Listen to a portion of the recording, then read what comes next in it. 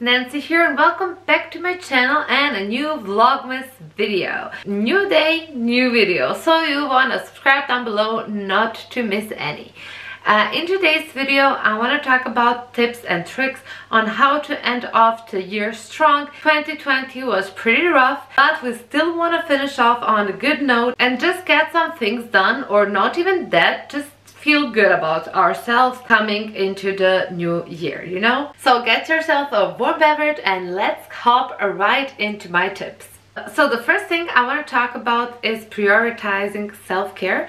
There is no productivity without enough self-care. These two go hand in hand and you cannot be just go without taking some time for yourself. That's a must, and you just need to schedule in the time for self-care as well, the same way you schedule your time for doing anything else on your to-do list, you know?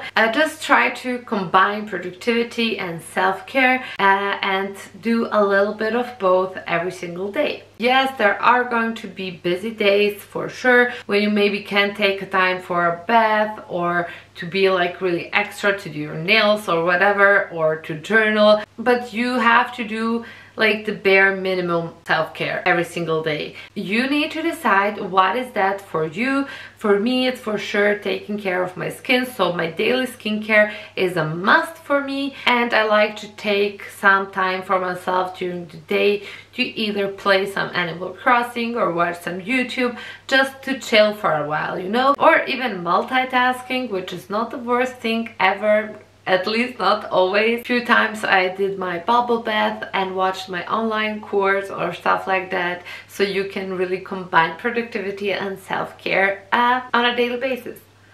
My second tip is to strive for progress and not perfection. This is something that I had to really learn this year. If you have some goals that you didn't reach yet and they were like your 2020 goals, but you know, a lot of things got in the way, or you just weren't working on that stuff enough. Let's be honest here, we cannot do everything, you know. At the very least, if that is going to make us feel better about ourselves, we have to try and still make some progress on the goals, on the things we weren't on top of this year. So for me, it was weight loss, which at the beginning of the year and the first half I was really good at it, on the top of it. I lost 14 kilo, but then I stopped doing my diet. I was like really not taking care of myself and I gained a few more kilos back, and that was really discouraging. But I decided to still make some progress and changes until the end of the year,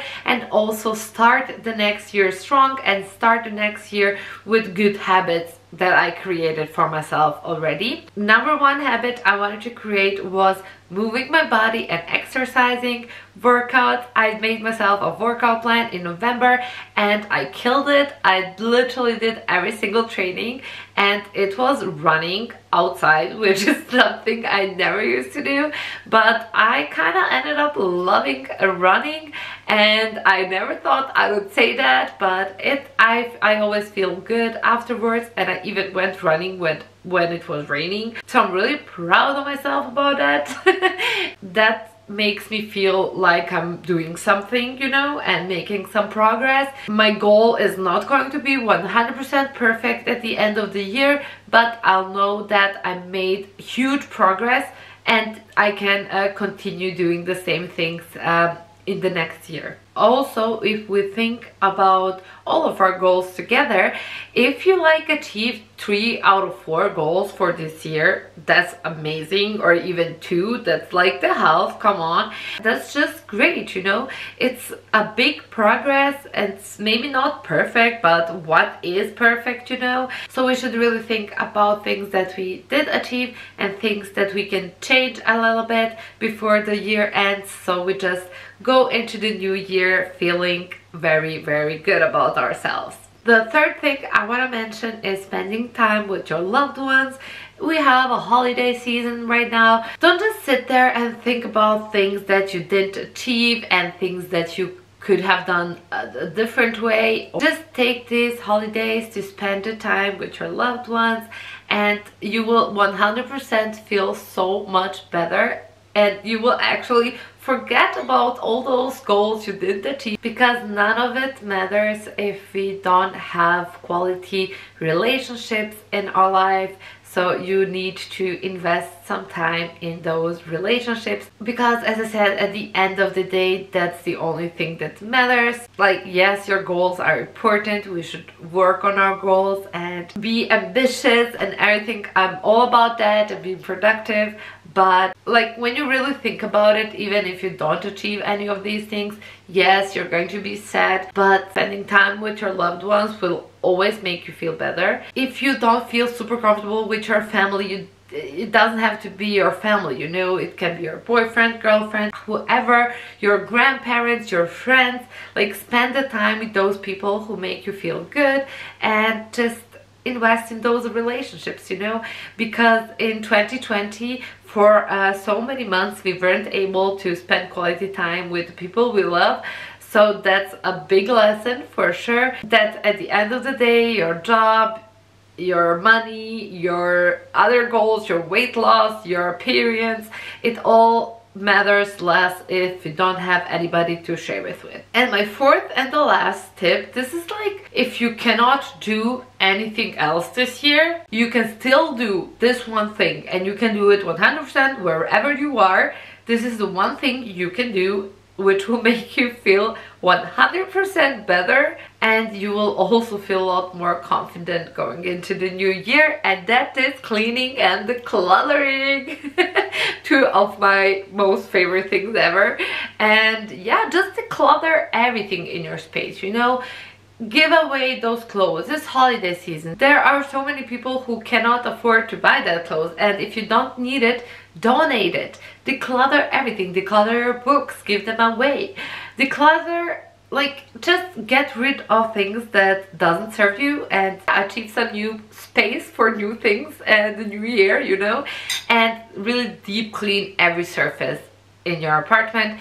This will always make you feel better. Like, this is my number one tip to get out of a rut, to feel more productive, to feel like you have your life under control, which nobody really does. I guess it just looks like that sometimes, that some people have their lives under control, but yeah, fact, nobody does. But this will definitely make you feel a lot better, and it's like a quick repairing that you can do until the end of the year and still feel good about it.